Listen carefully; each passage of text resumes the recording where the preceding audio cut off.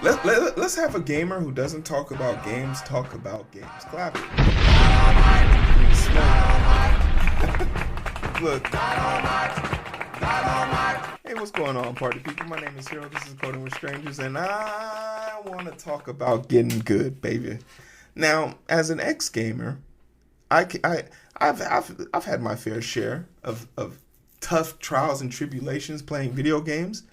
I mean, any water level in a Sonic game, nightmare, right? Nightmare fuel. Getting past the the anchor facility in GoldenEye, tragic. You know, beating the octopus in Diddy Kong Racing, 4 days in a row couldn't do it. Beating Magic Mike in All Star mode off of Live 1997 from the Nintendo. He never missed a shot from half court.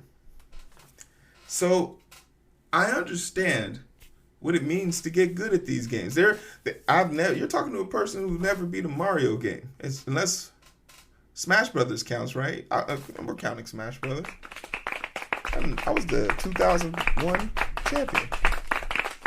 Pikachu man, come at me. But I understand. The one thing about me is I understand and stay in my lane. So imagine my surprise when a bunch of people who were driving in their own lane swerved into other people's lanes. Imagine bragging about beating a game, and then the DLC comes out for the game, and that character you used to run through the game gets A-Town stomped at the front door of the DLC. Now you're in my lane. You've been taking L's. Get your goof ass over here. But I don't really have a problem with people having hard times playing games. Games by design are a challenge. They're designed to push you physically and, dare I say, mentally beyond your limits in order to encapsulate an experience that the director, the artist, and the designers hoped you could fulfill. Beating a game is the equivalent of you having a conversation with the designers, the creators, being part of their vision.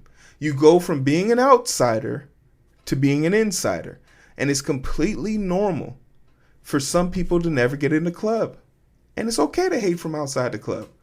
But the thing that I want to make clear is that there's a lot of rake stepping. What is rake stepping? That's what happens when you say and do shit in your game that probably is leading you to not have a good time in the game.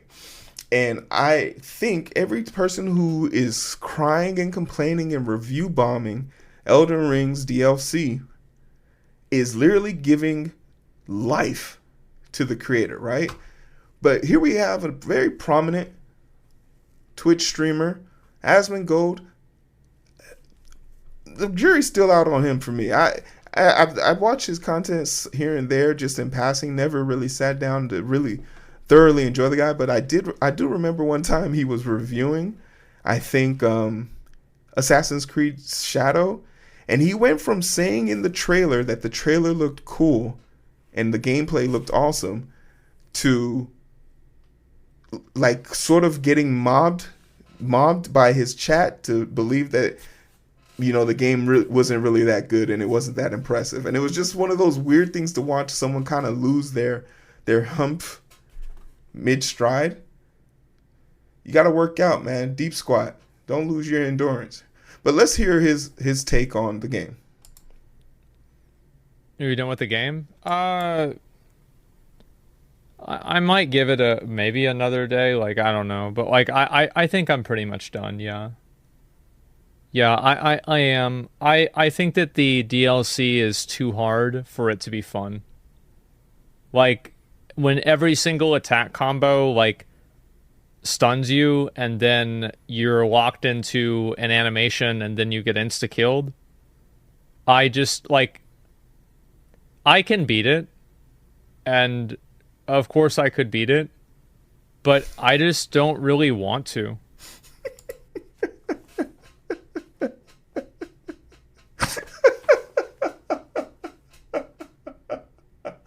Yo, yo, you sound like me. What I tell you, he's in my lane because I swear I can beat Elden Ring too. Prove it. Prove it. Hey, yo, prove it. Just prove it. Don't talk about it, be about it, motherfucker. Talk about you get hit. Wait. He's talking about you get hit and then you get put into a stun animation. What do you think is supposed to happen when you get hit? You supposed to get health? Why don't you parry that shit?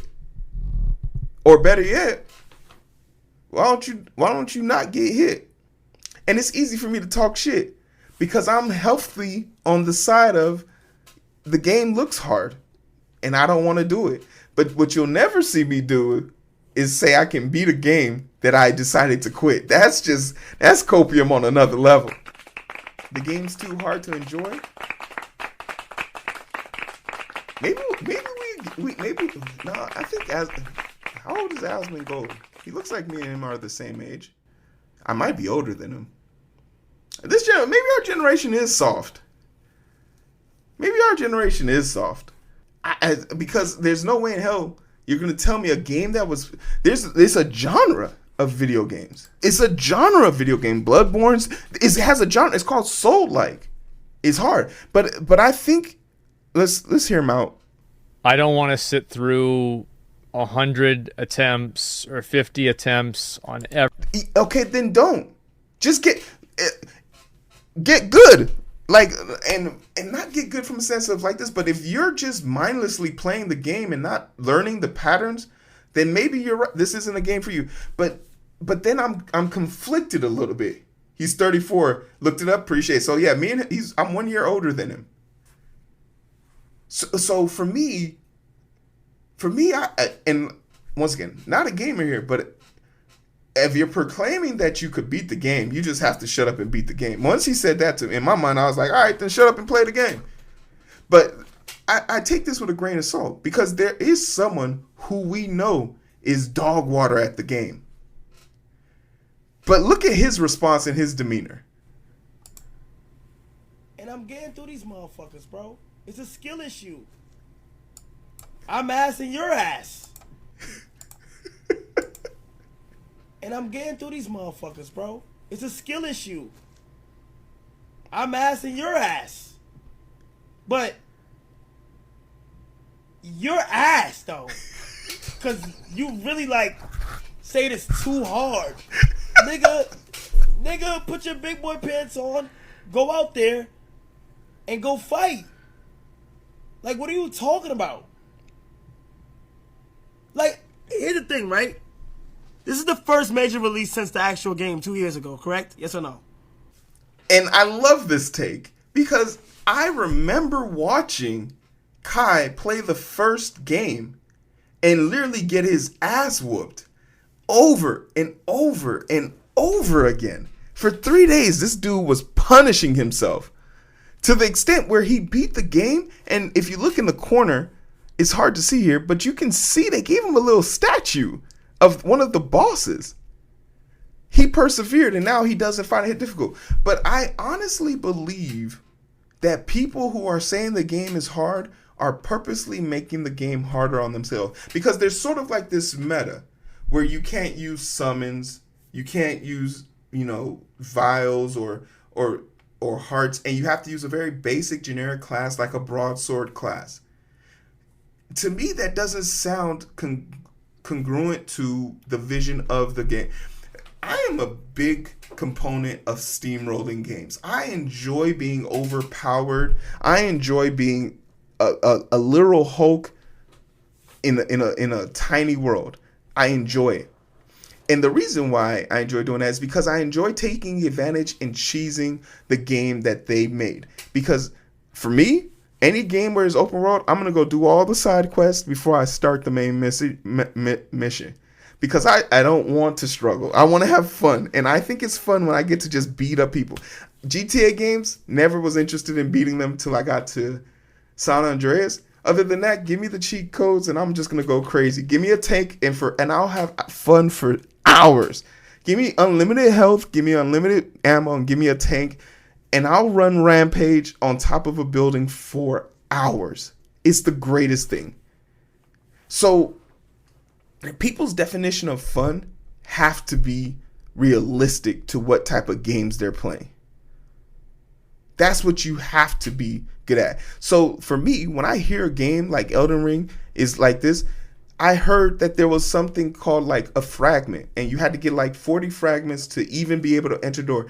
This is literally the game designers telling people who play the game like this, if you play the game on a try hard and you're a try hard for no reason, that you won't succeed in this DLC. This is such a clear message from the developers. It's amazing to me that people aren't receiving it. The developers are trying to tell you to stop trying to traumatize yourself or make this any more difficult than it needs to be. Let the game come to you as it is. Read the lore. Understand the stories behind why these bosses act and move the way they want to. Some people have even described if you go into some of these boss matches without having the appropriate items equipped, it's going to read input your reactions more than normally. So you have to set yourself up. And I think there's a very cute way of doing this. A perfect example of this is in Metal Gear Solid 1 for the PlayStation when you're fighting Psycho Mantis and you have to change your controller port. They give you so many ways to beat him, but if you are hell-bent on trying to beat him your way, you'll never win and beat that boss. You have to be able to adapt. That's what Souls-like games are about. The same strategy will not work for everybody. And the people who are comfortable with that strategy, Souls is here to remind you, you will suffer. And that's what we're seeing. We're seeing a bunch of people who don't want to play the game the way the developers intended it. And when they put their blocks in, they got their blocks in. So it's hard for me to sympathize with Asmongold or even, I don't know how Kai is playing, but I see he has 404 deaths up there, so that's that's a fucking lot. And he's only been playing for 32 hours, so that's a fucking lot. But if I was playing a Souls game of any source and any type, you best believe I'm going to figure out the most efficient way of beating said boss. And to me, I won't be interested in beating them in a harder way until I've beaten them the right way, right? But I say all this to say one more thing. The more I learn about gamers, the more I'm happy I'm not one. But I found out that like gamers really do give shit to reporters who have probably 4 hours to play a game, get as far as possible they can, jot down notes, and just try and make a review that is easygoing. And to imagine trying to do a Souls game as a reviewer and you're not familiar with it, of course you would find this game to be atrocious. You would find this game to be hella boring. Especially if gaming isn't your main forte. This was like something you were just forced to do. But in the world of gaming, there's two trajectories. You either live and do the right thing and you become the ultimate gamer and you never lose, or eventually you do lose and you die and eventually become a journalist. So you can talk and shit and make review bombs about the game that turned you into a journalist. So every gamer at some point was a gamer. Every journalist at some point was a gamer. And therefore every journalist at one point was a gamer. And therefore we see the trajectory. Now, how do you go from doing this situation where you're talking shit? You understand that not every game is for everybody. And you just let people enjoy what they want to enjoy. I think Asmongold is a great content creator. Same thing goes for Kaizenat. There's a reason why they have millions of people watching them and there's only 1,000 people watching me. The difference is they are able to command their audience and you truly go to them to watch them, right? No one's coming to Asmongold's stream to watch him play Elden Ring because they want they want some deep dive technical into it. No, they want to see their favorite content creator play a game that they're interested in. There are going to be people who make 42-minute long essays about the lore and how to technically beat the game, and they're going to be savants at it. And those are the people that you want to watch. You don't go to gaming journalists on the New York Times to figure out if you're going to buy a game. You don't go to review critics and shit like that, or Steam votes or anything. You go to your favorite content creator and you let them persuade you or push you away from the game that you are contemplating. That's how it always is. That's how it's always going to be. Whenever I finish watching a movie, before I write my own review, I go to my 2 favorite movie reviewers and ask what they, and to see what they've thought and get their perspective, because I think they have the closest beat on how I am as a movie goer. But that's neither here or there. You know, clap it up.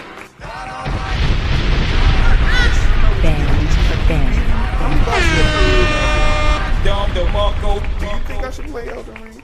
I think I know for a fact I'd be better at it than Asman. If you think I would be, like, share, subscribe. Tell Asman to come on the show so I can talk to him, because I still get iffy vibes from him. Get iffy vibes from him.